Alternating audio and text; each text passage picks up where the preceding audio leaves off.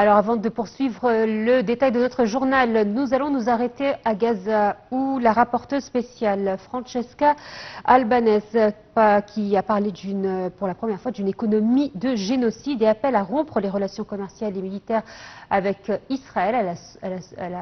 Elle a lancé la sonnette d'alarme au monde entier pour arrêter le massacre qui se passe actuellement à Gaza. Et pour cela, nous avons le plaisir d'avoir par téléphone Dr Hassam Abdel Fattah, professeur d'analyse de discours politique. Bonjour. Oui, bonjour. Alors encore une fois, nous avons un rapport donc alarmant de la part des Nations Unies concernant la situation à Gaza. Les points de distribution alimentaire sont tous les jours un point de massacre. Plusieurs personnes sont tuées alors qu'ils essayent de se nourrir. Comment voyez-vous justement ce rapport de l'ONU au moment où justement la guerre prend un autre tournant sur place? Jusqu'à maintenant, on n'a pas vraiment, on n'a pas tout à fait tous les textes de ce projet de négociation qui pourrait aboutir jusqu'à une trêve.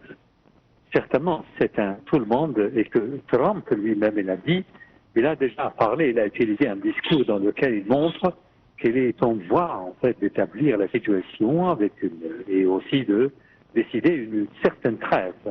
Je pense que c'est-à-dire on a donné un délai de 60 jours à peu près. Mais Hamas, certainement au début, il hésitait, puis après il a refusé. Et maintenant, c'est que Hamas déclare aussi, annonce son intention d'accepter. Mais quels sont des textes vraiment précis de ce programme qui pourrait aboutir à cette trêve?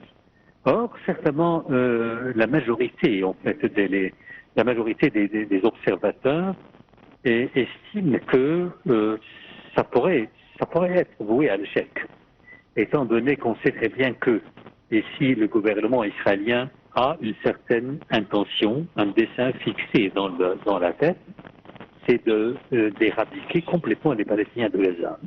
Et je ne pense pas que Netanyahou puisse vraiment renoncer à ce projet. En ce qui concerne ici la Cisjordanie, on sait très bien que la colonisation continue et que Trump a dit une fois que le territoire d'Israël n'est pas suffisant pour contenir tous les Israéliens et c'est pour ça qu'Israël a besoin d'étendre la superficie de son territoire. Ça veut dire qu'il donne le feu vert à l'occupation, à davantage de colonisation. Donc, il est très difficile, en fait, d'avoir confiance, soit en Netanyahou, soit en Trump lui-même, qui propose ce programme de trêve. Et si on veut, cela fait qu'il y a beaucoup d'observateurs palestiniens, beaucoup d'intellectuels palestiniens qui avertissent, justement, avertissent tous les Palestiniens, les Gazaouis, contre cette trêve. Certainement, on sait très bien que les Gazaouis veulent à tout prix donc que soit établie la trêve, mais il y a un problème. Et un problème, c'est quoi? C'est qu'il est très difficile maintenant de se confier à Israël. Très difficile.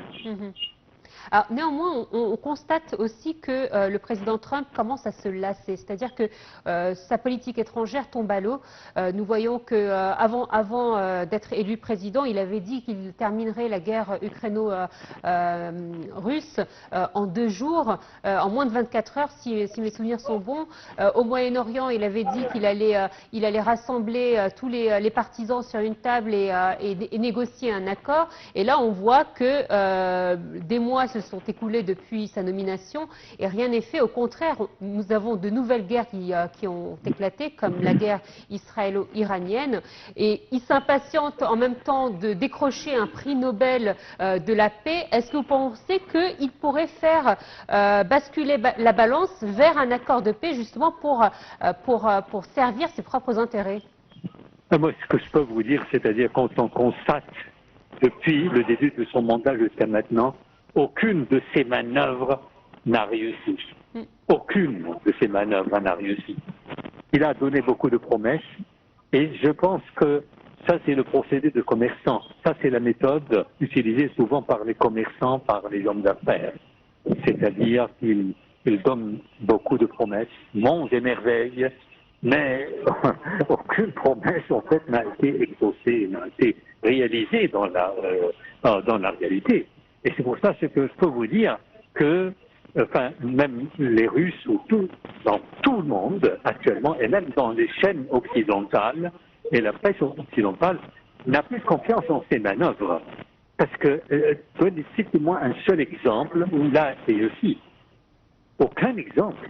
Et qu'il y a autre chose aussi, c'est que il est très difficile, en fait, de prendre Trump pour juge quand il y a un litige. Pourquoi? Parce qu'il soutient déjà Israël. Comment voulez-vous que Trump puisse trancher ce litige entre les Palestiniens et aussi les Israéliens? C'est-à-dire qu'on ne peut pas être juge et partie en même temps.